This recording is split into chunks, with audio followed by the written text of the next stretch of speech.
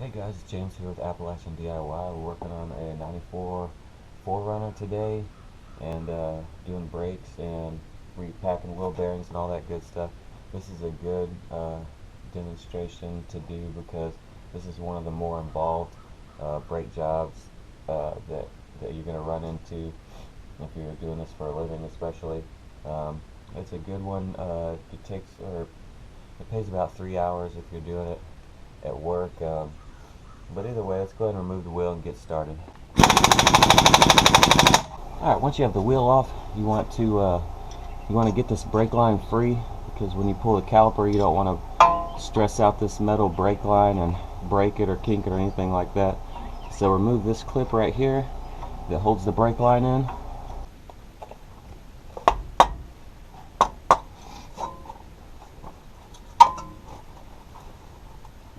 Alright, as you can see, this brake line bracket is actually bolted through here, and so and this isn't open on mine. So what I'm going to have to do is just go ahead and remove this bolt here and this bolt here to get this bracket off so that the brake line will be free.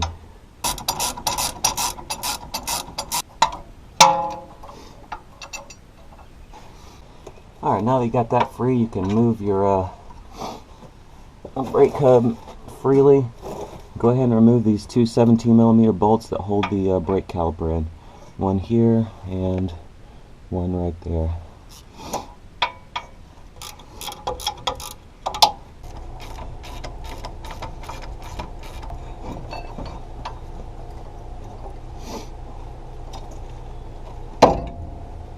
Alright, next go ahead and remove all these 12mm bolts.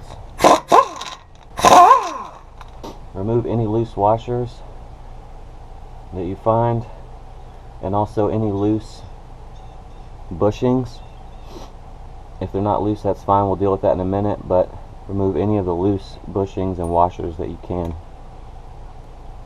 Any of the loose bushing, or any of the bushings that weren't loose, go ahead and put a nut like that on the outside of the stud, and then they'll be ready for the next step. Alright, so the next step is to go ahead and remove this dust cap.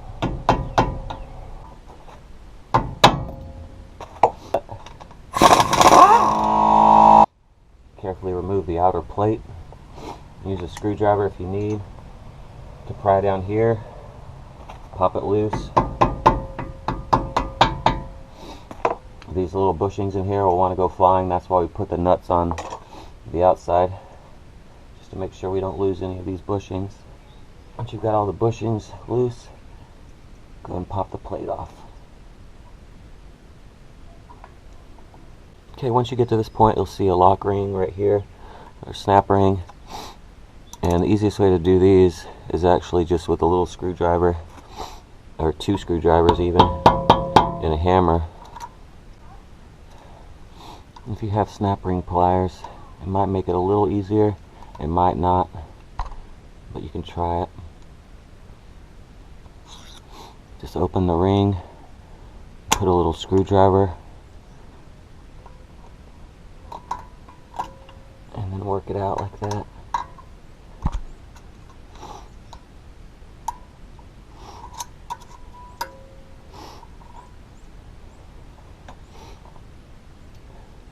Once the snap ring is out, go ahead and remove the washer. Next step is to bend these tabs back so that you can loosen this nut.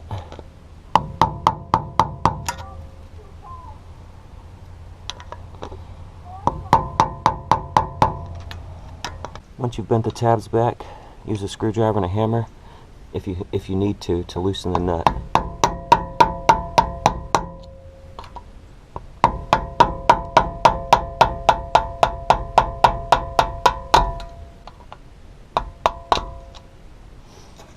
And keep in mind how tight this nut was whenever you're loosening it, because you're going to want to put it back essentially the same torque that you found it as.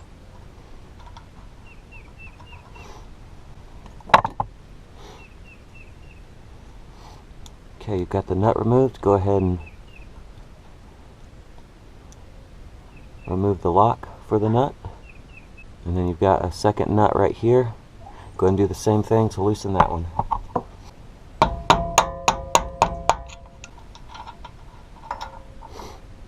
To this point you should be able to wiggle the whole hub and rotor assembly. Just kind of wiggle it. Now you've got a plate here, or washer, and then the bearing right here. Go ahead and set that aside. Pull the rotor off. As soon as you get the rotor off, you have a seal here, and then the inside bearing right there. Now if you're reusing the seals, which is usually not recommended, it's always recommended to replace them, but if you're careful enough with these seals and they're still in good shape, you can reuse them. So if you are going to reuse them, just be very careful when you're prying on them so that you don't damage them.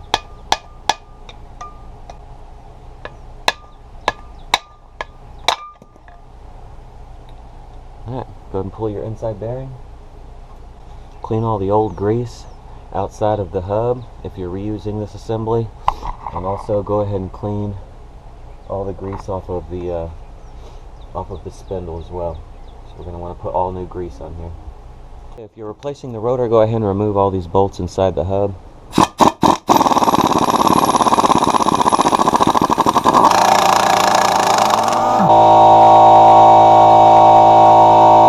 Once all the bolts are removed, I'm going to go ahead and stick something in here and hammer it down to separate the hub from the rotor.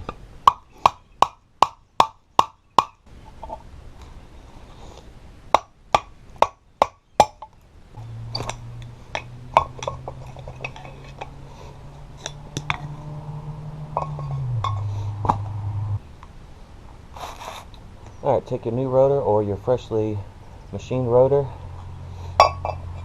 Go ahead and set the hub back down inside of it. Line up the holes as best you can.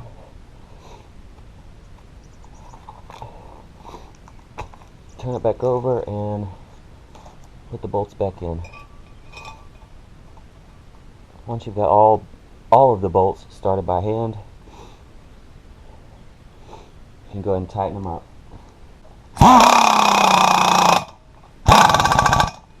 Alright, we're back at the car now. We've got the hub and rotor basically ready to go. So we're going to deal with the brake caliper and the brake pads now. So this is the back side of the caliper, the way it would sit like this on the car. So first thing, remove this clip right here. Next thing is these two pins right here. This is what holds the brake pads in place.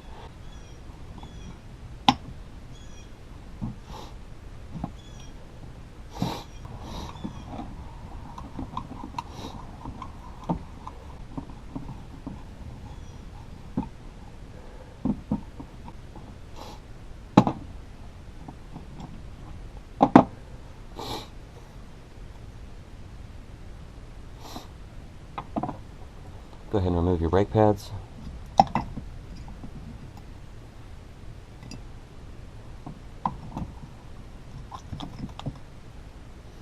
Okay, at this point in the process we need to go ahead and put these pistons as far back inside the caliper as we can. There's a couple ways to do it. There's a special tool that you can buy that will go in between here and move all the 4 pistons, will contract them or whatever back into the cylinders at the same time. So that's the best and easiest way to do it. If you don't have that tool, you can use channel locks. The thing about using channel locks on a 4-piston caliper is that if you squeeze the pistons in too fast, it'll make these other pistons pop out, and you'll just kind of be going back and forth and wasting a bunch of time. So the best way to do it with channel locks is just to do it very slowly. So if you do it slow enough, it won't force these pistons out very much, so that so we won't be wasting a bunch of time doing that. So just go kind of slow. Squeeze the pistons back in like this.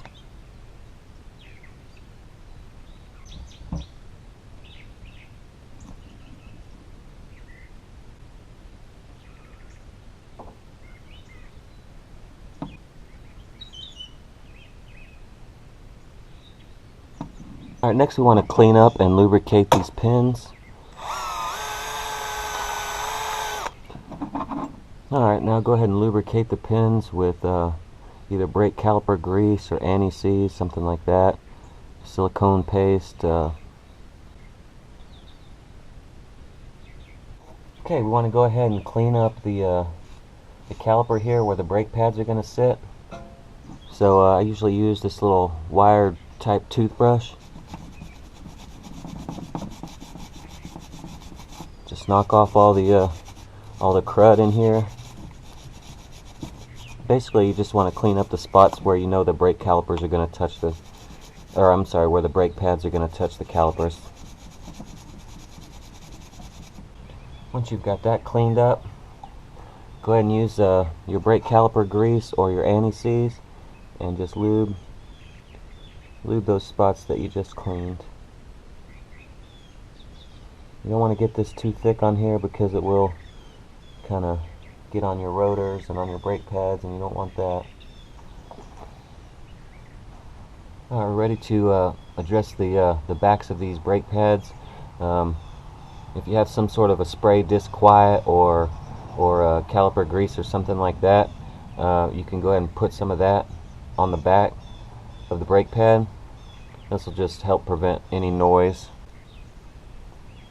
Alright, we're going to go ahead and set the brake pads inside the calipers.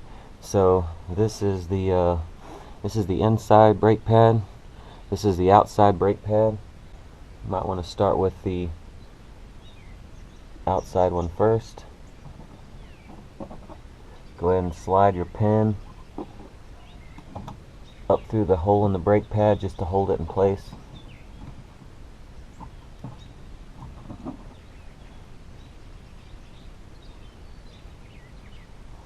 Take the other brake pad for the inside, sit that into place.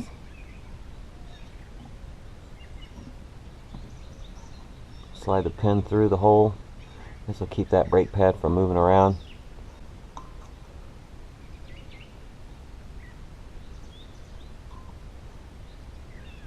I'll go ahead and slide the other pin.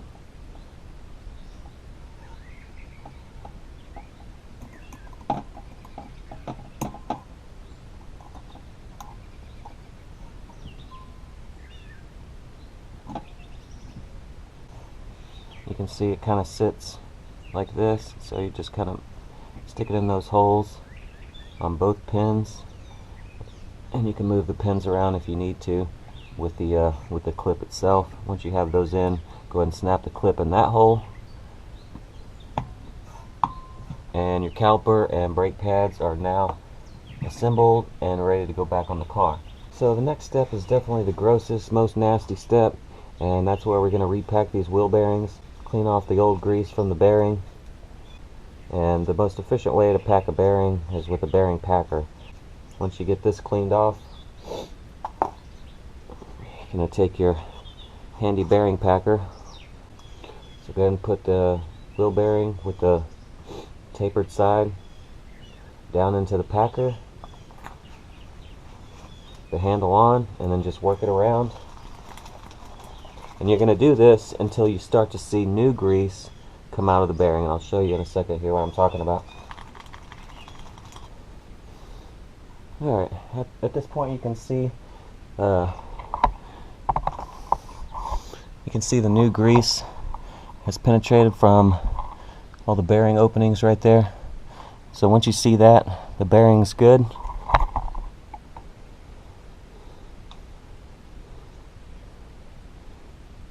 So you can pull out the bearing,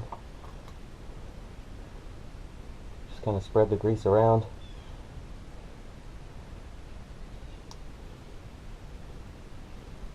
And we'll move on to the next bearing.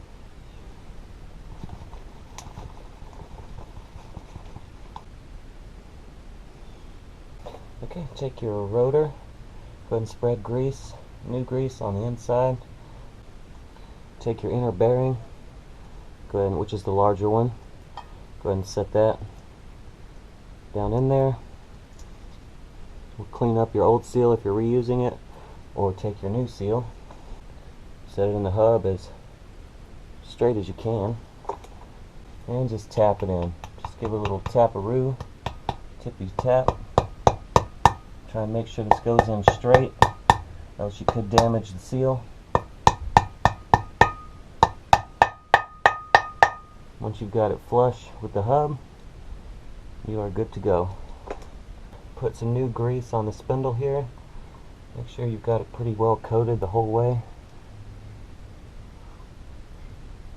Okay, you want to take your rotor, if you haven't already done so, and spray it down with brake cleaner to get all this anti-rust coating off of here.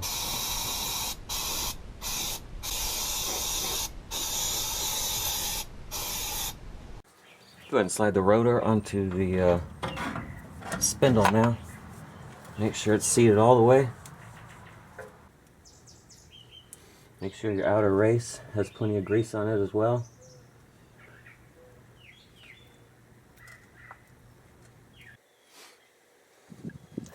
Take your outer bearing, carefully wiggle the rotor and slide the bearing in as far as you can.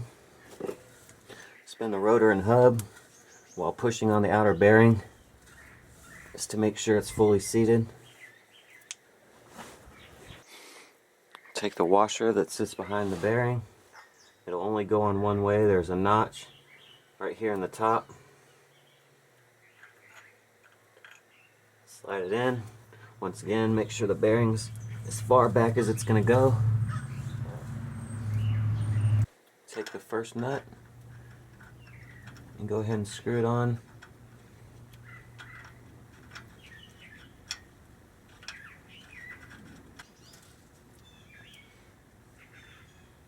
Okay, now there is a proper torque procedure for these nuts. As a general rule of thumb though, you want to get it as tight as you can with your fingers. Take your screwdriver and your hammer and try and set it back to as close to as tight as it was whenever you pulled it off. So say if it took you like 1 or 2 hits from the hammer, like maybe an 1/8 or a 1/16 of a turn to knock it loose, then you're going to want to tighten it that same amount.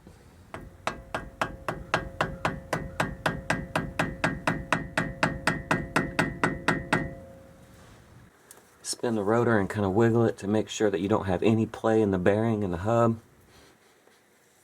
Take your lock ring, place it on the spindle. Take your other nut, screw it on.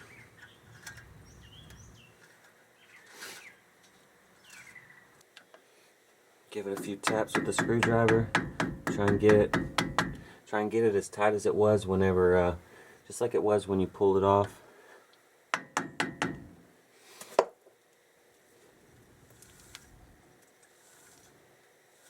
Okay, once you've got this nut where you want it, we want to bend these tabs back.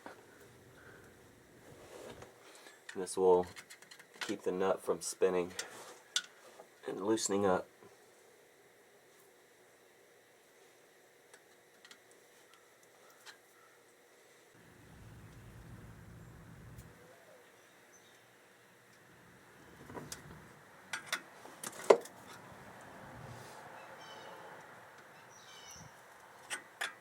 Okay, once you've got the that lock ring bent back into place, go ahead and take the little splined washer, slide that on. You may need to pop the axle out just slightly so that it will expose the groove for the snap ring. If it's stretched a little bit like this one has, you want to take some pliers and kind of bend it back together so that it will actually snap into that groove.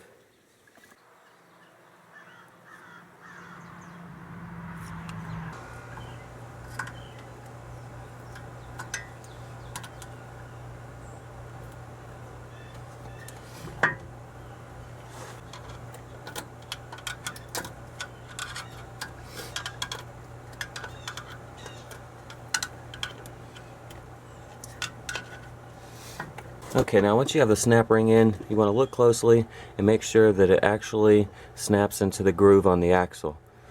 If you can't see the groove on the axle, then it means that you haven't pushed this far enough back. So either your bearings probably aren't seated correctly, or you don't have these nuts turned in far enough. So at this point, if you can't see it, if there's no groove here for the snap ring, then you need to pull this all off and double check that your bearings are seated properly. Double check that these nuts are as far down as they should be, and once you've verified that, go ahead and put the ring back on, put all the nuts and everything back on, slide the snap ring into the groove, and then take your axle. You can grab it back here and wiggle it and make sure that axle's not going anywhere, because you don't want this thing coming out.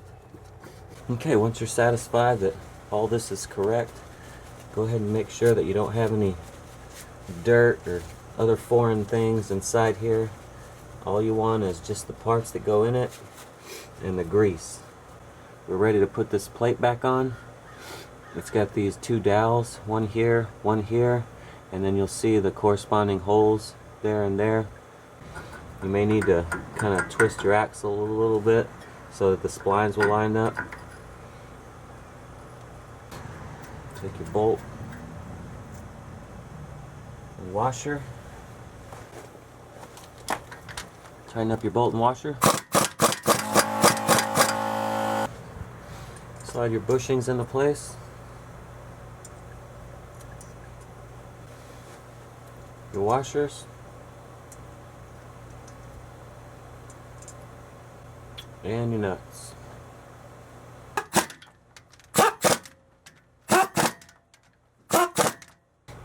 Put your dust cap back on. Go ahead and slide your caliper and brake pad assembly back into place. Once you've got the caliper in place, go ahead and put some bolts in. You don't have to tighten them up right now, we just want to get them in place.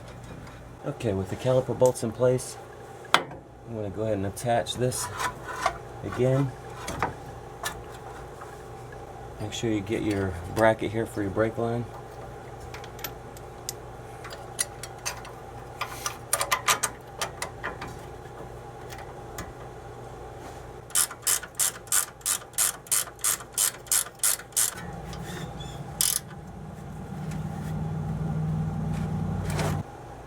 Once that's tight, go ahead and slide your clip in for your brake line.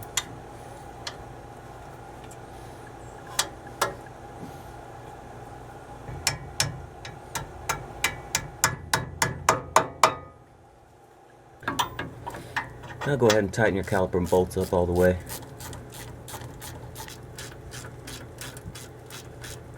Then put your wheel on.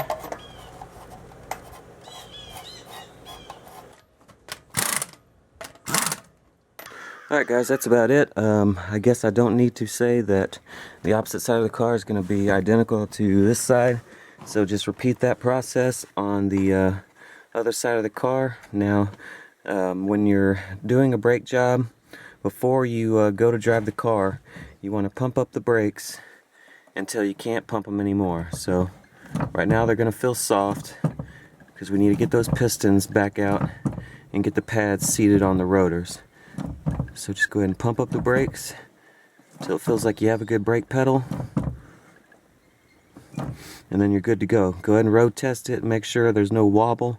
If there's any kind of wobble that wasn't there before, then you probably don't have the bearings tight enough, so you want to pull it back apart and check that.